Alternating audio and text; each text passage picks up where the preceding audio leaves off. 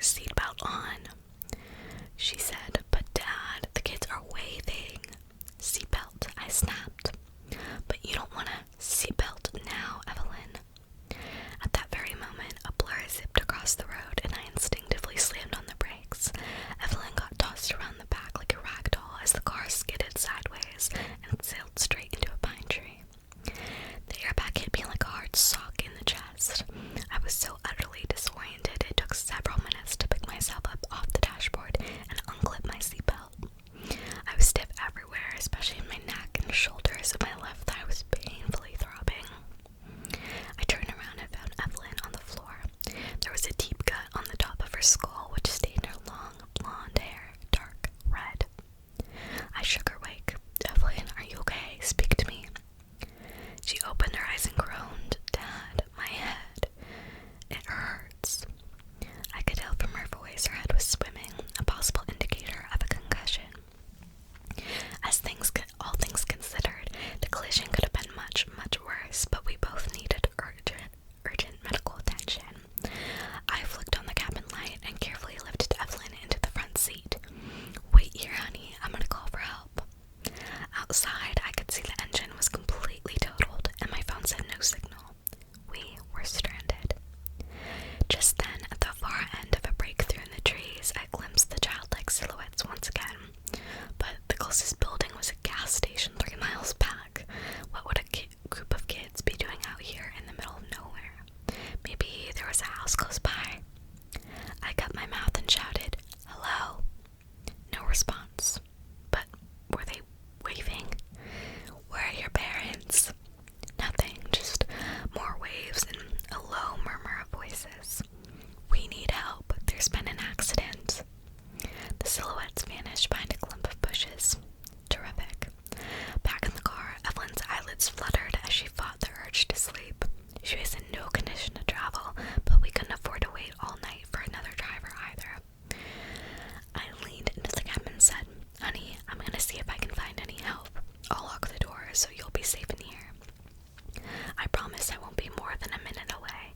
If anybody comes along, blast the horn and I'll whiz straight back, okay?" She gave a sluggish nod. That's my girl. I grabbed a flashlight from the glove compartment, locked the door, and took a single step into the clearing.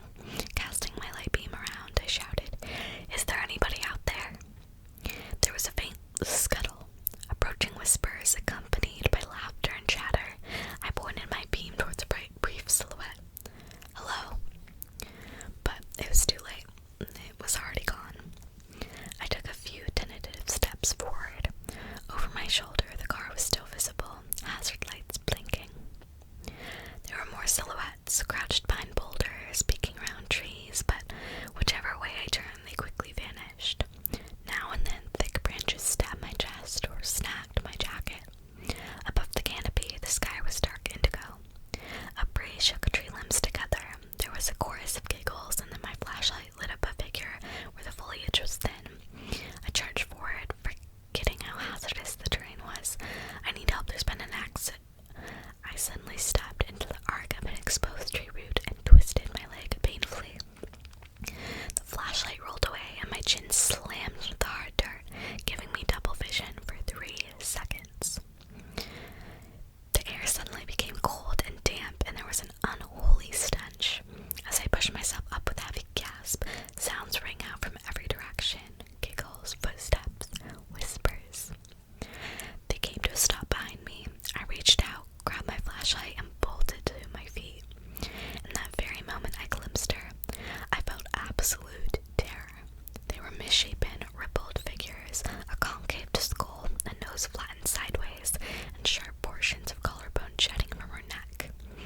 Leaves scrunched behind me. I spun toward another figure, a boy, whose head slumped sideways over his shoulder as if the guillotine hadn't quite finished the job. I cried in a high, frightened voice and ran. In the surrounding trees, there were 2 more children nearby. One had no eyes, only squirming circles stuffed with maggots. The other girl, a girl with pigtails,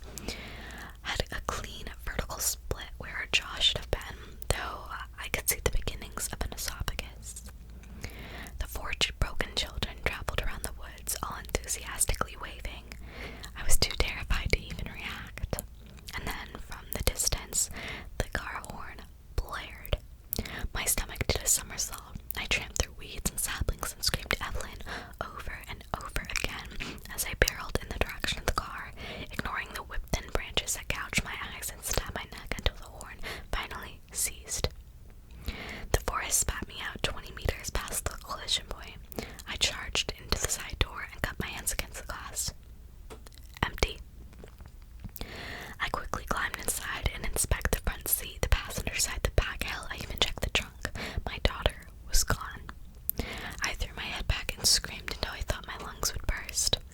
And then, from the forest, I heard close giggles and whispers, sounds of kids playing. I spun around and pointed the flashlight forward one last time. Now, standing just beyond the tree line, there were 5 waving children. Okay, so that was the first story. Let me know what you guys thought of it. I think it's, like, personally one of the best, like, written Reddit horror stories that I've read. Okay. So, next up is this one, and it's called How Could I Forget? And it was written by Toasty Ninja 7. Okay. The clock reads 10:23 p.m.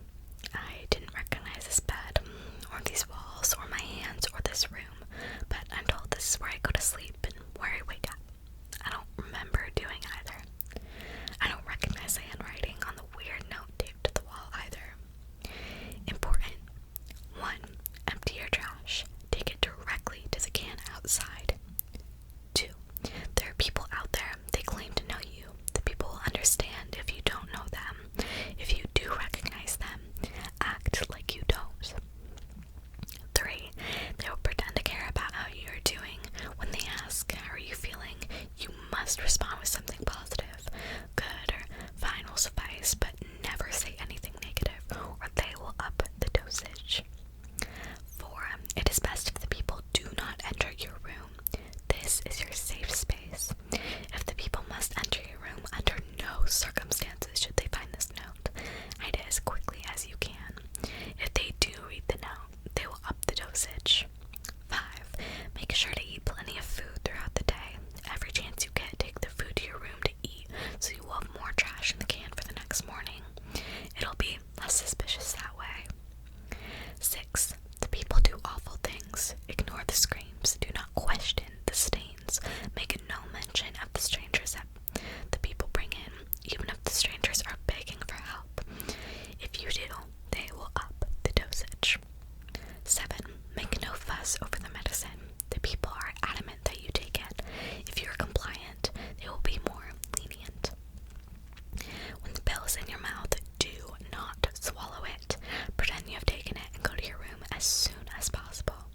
8. Spit the medicine in your trash. 9. Mark a tally on the bottom of this note. 10. If you don't recognize the handwriting, make sure you leave this note somewhere that you can see it tomorrow. You'll have forgotten all of this by then. But if you know who I am, then I shouldn't have to tell you that you need to get as far away from here as you can and call 911. Over 100 tally marks mark the bottom of the note. Strange. Did I miss this earlier? Oh well, I'll just add another tally and start up this routine tomorrow. Okay, so that is How Could I Forget? Okay. Moving on, this one is called Letter from the Girl Who Watched You Grow Up. And this was written by MTL Stories, Paty, Patty maybe. Okay, so this is Letter from the Girl Who Watched You Grow Up. Hi. The first time I saw you, I was surprised I could see you. You had such a small turtle in your hands. You kept calling it Michelangelo, which I assumed was a nod to the Ninja Turtles. You tossed your long brown hair behind your back and knelt down to place the turtle on the ground. You were excited to see it wobbling on the grass. It reminded me of my cat and how I used to play with them when I was your age.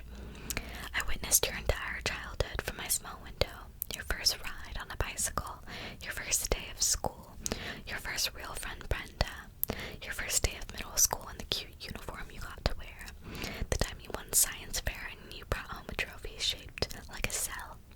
You were such a happy girl. I saw you grow older, your body changing, you grew taller, your body slimmer, your face as beautiful as ever. I witnessed as others started to notice you in a different way. The stares from the jealous girls, the googly eyes from the young boys. As all of this happened before my eyes, I noticed myself changing too. I got older, I got weaker, I got disillusioned.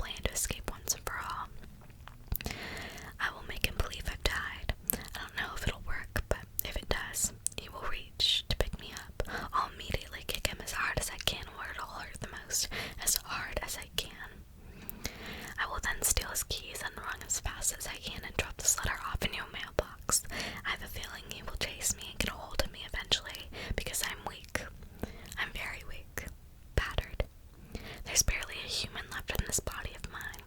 But if that is the case, I've been prepared to leave this world for a long time. I doubt anyone will hear or see me. This street is so desolate. You're the only life here, it seems sometimes. But so long as you get this letter, I know that I did my part, and you'll be safe. Monsters are real. This one is named Ryan Morehouse. He's your front door neighbor. I've been kept captive in his basement for a very long time. I've lost track of the years, but I believe I must be in my late 20s by now. I was 15 when he first brought me here. My parents must have looked for me. Please don't tell them about me. I don't want them to know about the tortures he put me through. I don't want them to see me broken down this way. I just want you to report him to the police. His evil nature and depraved mind can only be stopped if he's caught behind bars. They will find bodies dangling in the walls of the basement. I've learned to live with the smell by now, but they will notice it the second they step down here. There are a lot of young girls in the walls of my room down here.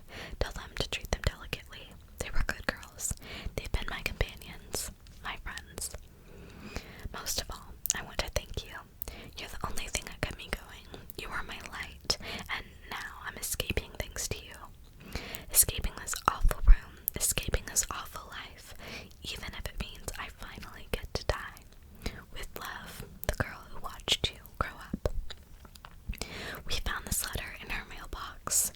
After contacting the police, they've entered the home of our neighbor across the street. Over a span of 5 days, they found a total of 15 bodies hidden in different parts of this house. He had plans to kidnap our daughter, but thanks to this mysterious stranger, his plan was intercepted. We still have not found the girl who wrote this. We like to think she made it out alive, but sadly, it isn't likely as Ryan Morehouse is also missing. We don't even know her name, but we did find the little crack in the wall, the one where she saw my daughter grow up from. Okay, so that one is kind of a mix of a horror story and a sad story, so it's definitely like a really, really good one, but let me know what you guys think of the blend of kind of sad and horror stories mixed together. Okay, so moving on. I'll be reading Someone is Hiding in My House, and this was written by Polterkites. Okay. I think they're trying to scare me to death. It all started with a cup of water. Every morning I wake up, climb out of bed, march downstairs, fill a glass with tap water and drink it. But this time, the water went down the wrong way. I started coughing, sputtering, almost choking. I set the glass down on the countertop, turned away, and thumped my chest until the coughing stopped. But when I turned back, the cup of water was gone. I froze, motionless. Only my eyes moved, darting back and forth across the kitchen. The air shifted, subtle drift, as though something moved with incredible speed. I stepped back from the countertop, and my heel bumped into something. I spun around. My heel had bumped into the glass of water. It tumbled over with a dull and clattering thud. Empty. Wary, I squat down, picked it up, and studied it. Turned it over in my hand like it was some strange alien artifact. What just happened? I called my sister to tell her what happened. She laughed. There must be a reasonable explanation, she said. Perhaps Dash from The Incredibles did it. Coincidence? I think not. She teased. I laughed along. Maybe she was right. Maybe I dropped the glass in my coughing fit and somehow it landed upright. Crazier things have happened. But of course, that wasn't the end of it. Little happenings like this became commonplace. Each event was slightly less explainable than the last. A building experience of uncanny madness. But still, I shrugged it off, tried to think of reasonable explanations, tried to hand wave it all away. But then, the cup trail incident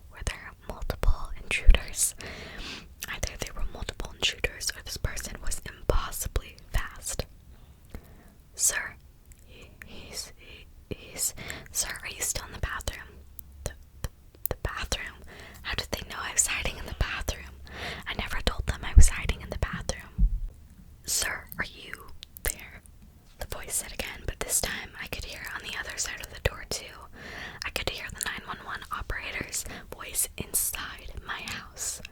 The intruder was somehow talking to me on the phone. The intruder was somehow pretending to be a 911 operator. They were talking to me. The bathroom doorknob jostled. "Sir, open the door, please," she said. Dropping the phone, I wrapped my grip around the handle, pulled back with all my strength. "Sir, please open the door." I didn't budge. "Sir, open the door, open the door, open the door," she kept repeating, like a broken record, like a pre-made recording. All the while pulling back at the doorknob, trying to get in. The light started turning on and off, on and off, on and off, the rapid cycle between light and dark, faster and faster. "Sir, we can't help you if you don't open the door," she said, almost sounding on the verge of laughter now. "Sir, are you there? Are you there? Are you there?" "Sir." Suddenly outside around the corner, the front door burst open. "Police," a baritone voice boomed. Silence. "Police." I remained quiet, didn't trust it. Whatever I was dealing with didn't seem to play by the rules of reality. I wasn't gonna fall for it. I remained silent, hands gripped around the doorknob. I remained motionless. "Hello," said the deep voice, then the crackle of radio static. "I'm getting no response, requesting backup." I hid in the bathroom for almost an hour until they found me. The actual police found me. I was a nervous wreck, understandably so, ranting and raving, telling them about the woman on the phone, telling them about the cups of water on the floor. They sent me in for a psych eval, and I was discharged a few days later. Of course, no one believed me. Even when I showed them the photo of me sleeping, no one believed me. "There must be a reasonable explanation," they always said. "Perhaps you had a temporary psychotic breakdown," my sister theorized. I moved out the next month. No way I was sticking around after that. In hindsight, I should have moved out earlier. Now I'm living upstate in a much smaller house, less places for a would-be intruder's to hide. I have cameras set up everywhere, so this time, if anyone messes with me, I'll have the receipts. It's all connected to my phone too, so I can even check the cameras while I'm at work. I might be a coward, but I'm not stupid. So anyways, quite a few uneventful months had gone by since the cup trail incident. In fact, nothing else had even happened until tonight. I was even starting to wonder if perhaps my sister was right. Perhaps I had a momentary lapse in sanity. But now I'm lying on my bed, writing this on my phone. I can't move. I'm paralyzed with fear, and writing this is the only thing that even remotely calms me down. I'm paralyzed with fear because earlier, about 1 hour and 23 minutes ago to be exact, I got home from work late. And crawled right into bed. That was my first mistake. I broke my ritual, my daily ritual of checking all the cameras before entering the house, checking to see if any motion was recorded during the day. But I was tired, and it was late after work, and I just wanted to sleep. I'll check the cameras in bed, I thought. I'll just check the cameras in bed. And of course, today of all days is the day something happened. What happened, you ask? Perhaps some of you already guessed, but I'll let you know regardless. 9 hours and 23 minutes ago, the bedroom camera recorded motion. I watched the footage on my phone just 23 minutes ago. It was footage of me mulling about the house, getting ready for work, and then leaving. I breathed relief. Of course, it was just me. You fool, you should have known it was you. You threw off your schedule and you were late and the cameras detected you. But then, 30 seconds after I had left, motion detected, bedroom camera. The footage appeared, my empty bedroom, dark. I squinted. There was nothing. Suddenly in the footage, the lights flicked on. Still nothing. They flicked on and off, and then I saw something that filled me with a fear far beyond anything I'd ever felt. A fear far beyond anything I even knew was possible. When the lights flicked back on, a person appeared. A person standing in the middle of my room with pin straight posture, hands over their face like someone playing peekaboo. The footage fast-forwarded on its own now, shadows drifting across the wall as the sun outside moved downward. But the person just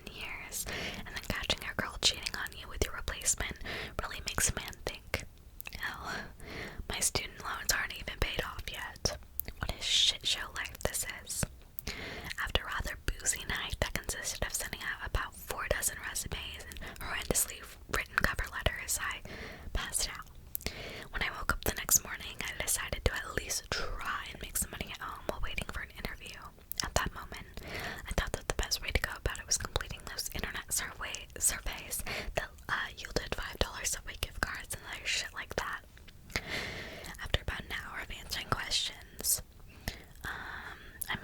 I didn't have any other marketable skills that could have yielded immediate income. It was either that or wasting the day away playing computer games. At least I wouldn't have to pay for food. I did these surveys for about 5 hours before nearly passing out. It was way more excruciating than I originally anticipated. At the end of those 5 hours, I accumulated about $45 in cash and gift cards. $9 an hour. Not like I was making much more than that before. I was about to close my laptop up for the day and head to the bar in an attempt to drown out my melancholy when I first saw it. It shouldn't have even been noticeable, but for one reason or another, it was. At the bottom corner of the website that I was on existed a tiny, singular advertisement. Maybe it was the simplicity that caught me, plain black letters and a tacky font that read, "Surveys for cash," overlapped a completely white background. At least they were direct with the message. One more good hurt, I thought. Might as well scrape together a little more booze money before heading out. I sat back down, clicked on the picture link, and prepared myself to grind through some painstaking inquiries. The first few questions were simple enough. I guess they weren't really questions, but more data collection. My name, age, and occupation. I thought it was kind of weird that they also asked my height and weight, but it wasn't unheard of. The first real question was a different story, though. I must have stared at it, eyes wide and mouth agape for God knows how long. What the actual hell? In plain English, this is what popped up on my screen. How strong is your urge to currently look behind you? There are 5 options below, ranging from not at all to overwhelming. There was no feasible reason why I should have been afraid at the moment, but I was. I tightened my breathing, trying to make out any subtle noises behind me. There were none. After maybe about 5 minutes, I worked up the courage to look. There was nothing. I sighed in relief and scoffed at myself at the same time. This must have been some kind of joke. However, I decided to entertain it, answering neutral and clicking on to the next question. This is what it read. Why would you look behind you? I smirked. Funny.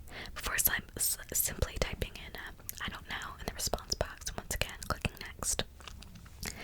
This was the third question. You're on a plane. Apart from you, there's only one other passenger who's sitting somewhere behind you. At some point, you get up to go to the washroom and find that the man is gone. You check to see if he is on the only bathroom on the plane, but he isn't. What do you do? Again, I must have stupidly stared at it for nearly 10 minutes. Was this some kind of obscure personality test? I mean, it must have been, right? Right. I put the same answer that I used for the last question. I don't know. It was true. I didn't know. How was I supposed to answer this shit? I clicked next again, now more intrigued than anything.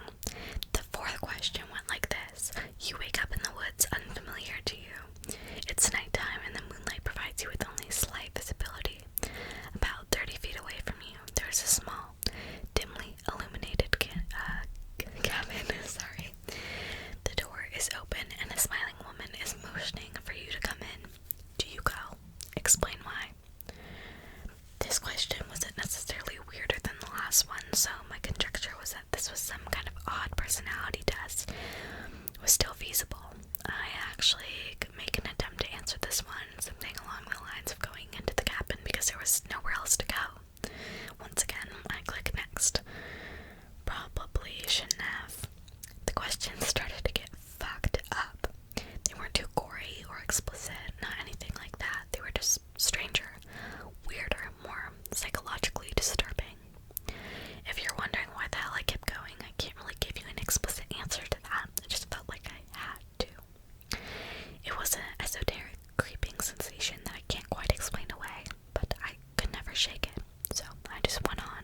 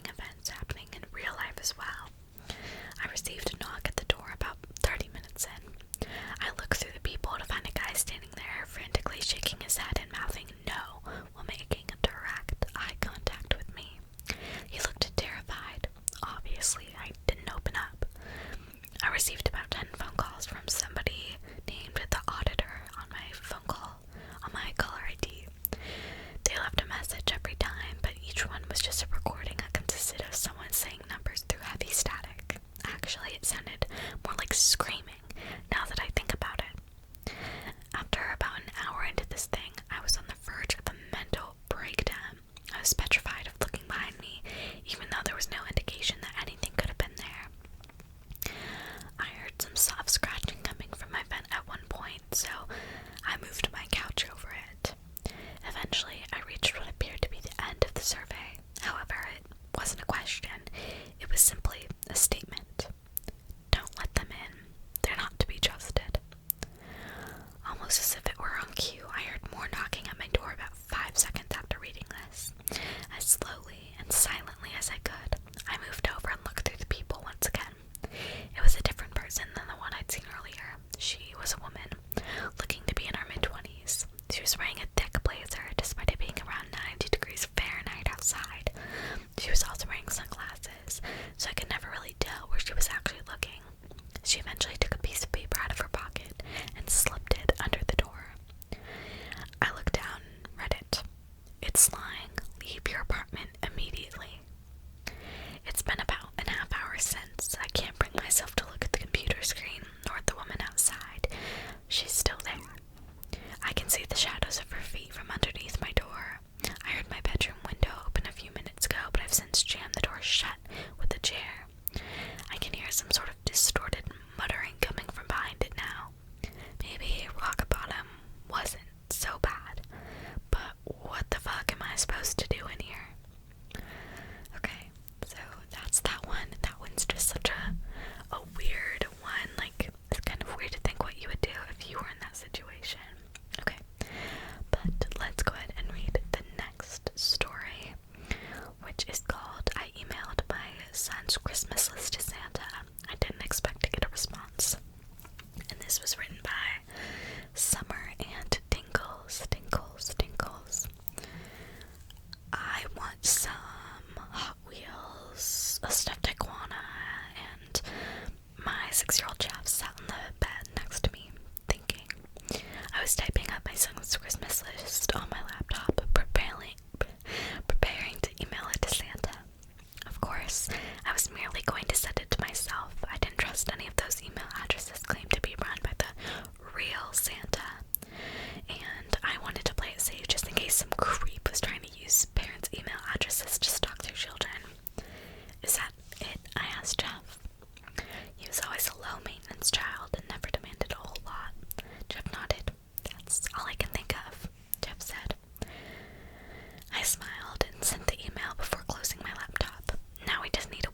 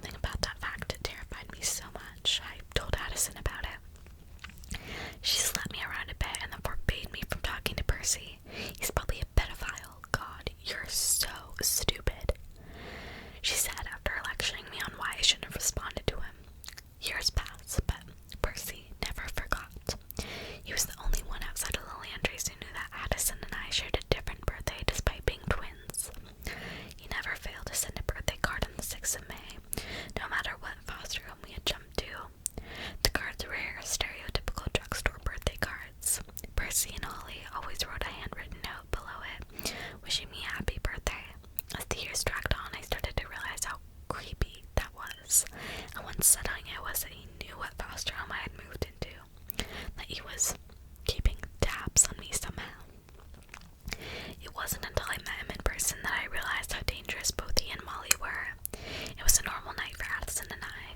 We were hiking down the road that would take us to the Landrys, who we knew would be the only people up at 2 a.m.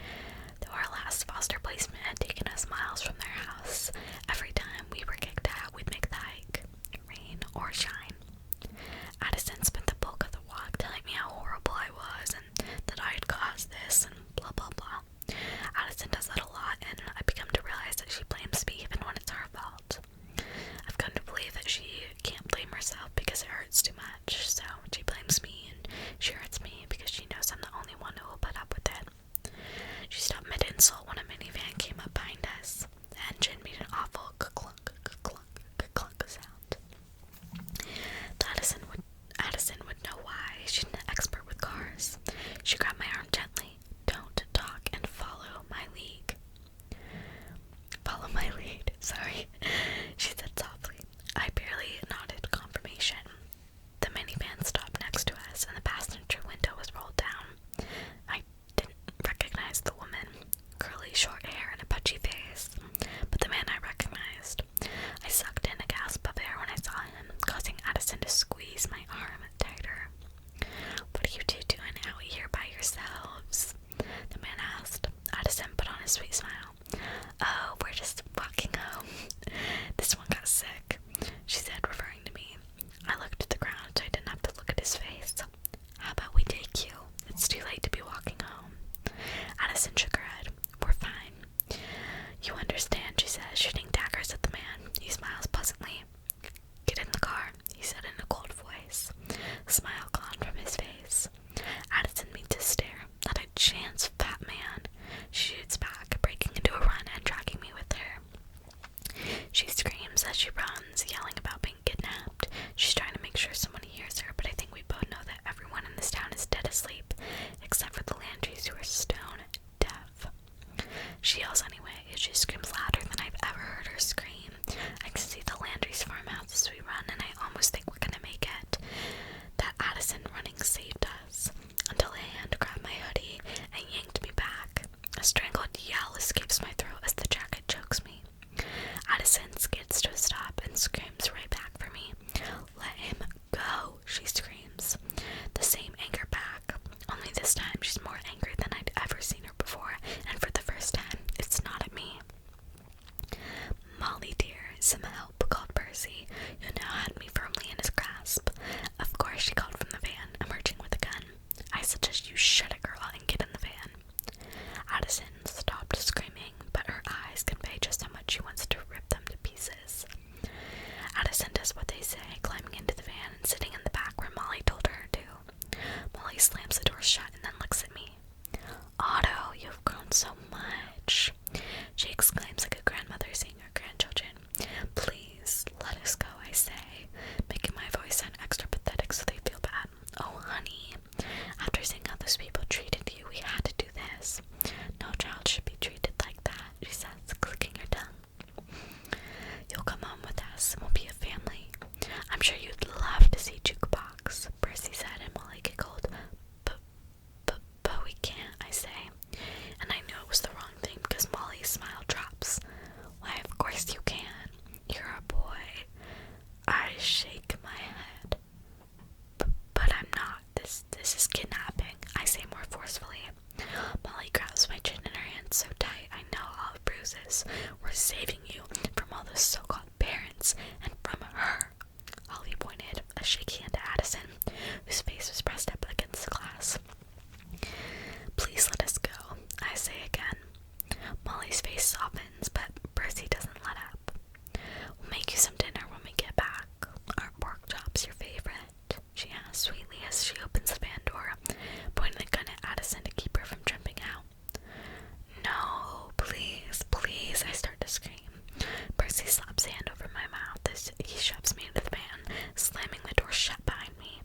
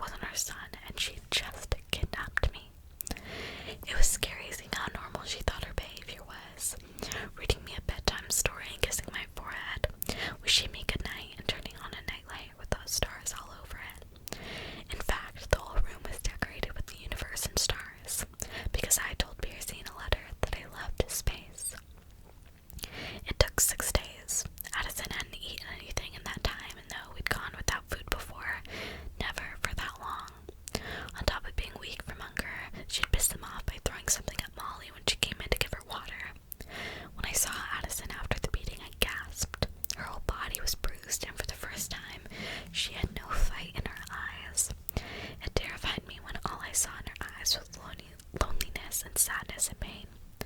We're gonna get out of here, Addie. Promise. I snagged the keys off the counter on the 5th day and grabbed a painkiller to stick in 2 boxes food later. I took painkillers for Addie on the 6th day and managed to sneak it into her room. If the pain was told, she'd have more luck moving.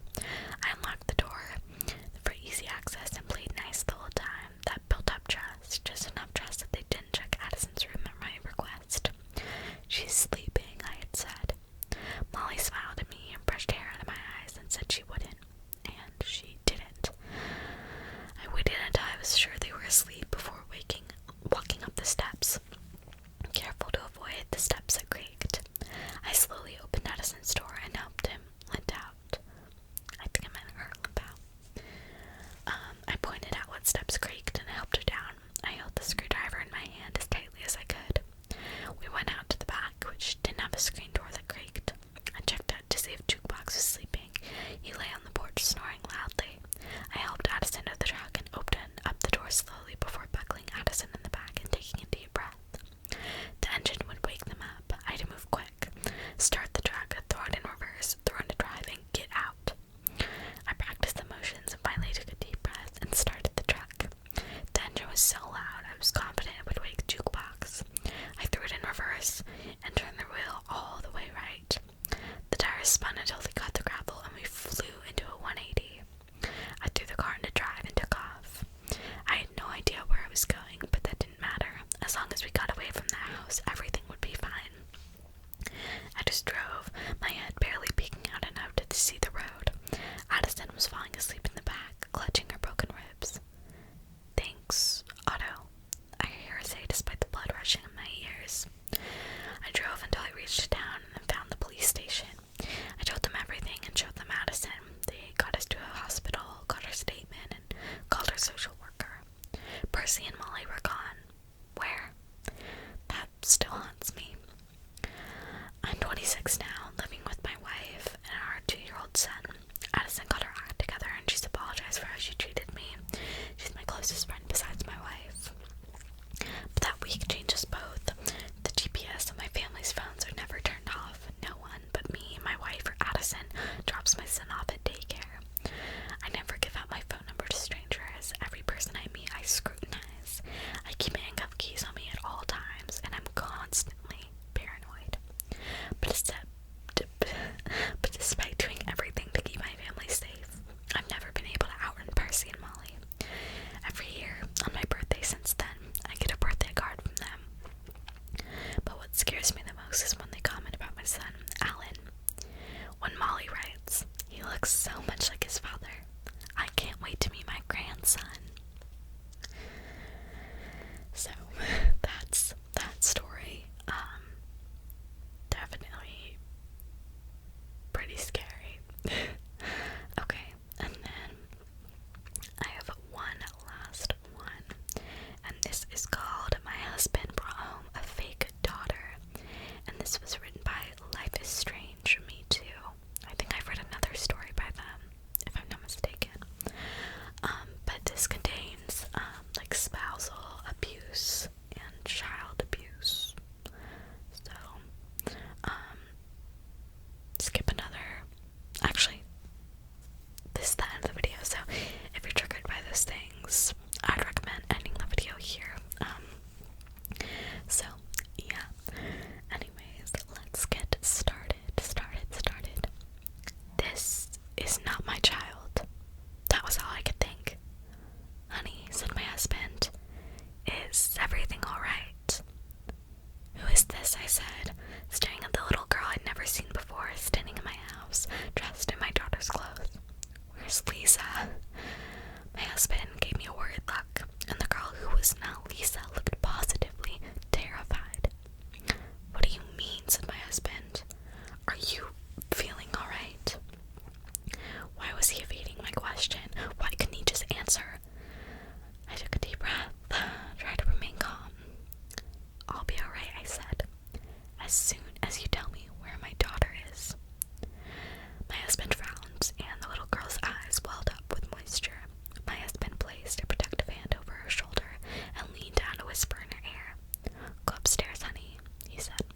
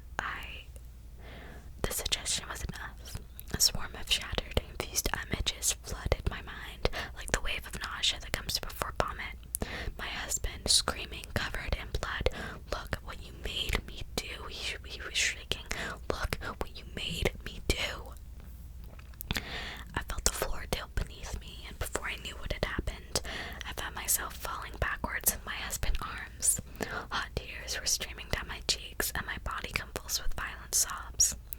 My husband gently brushed my hair and whispered into my ear.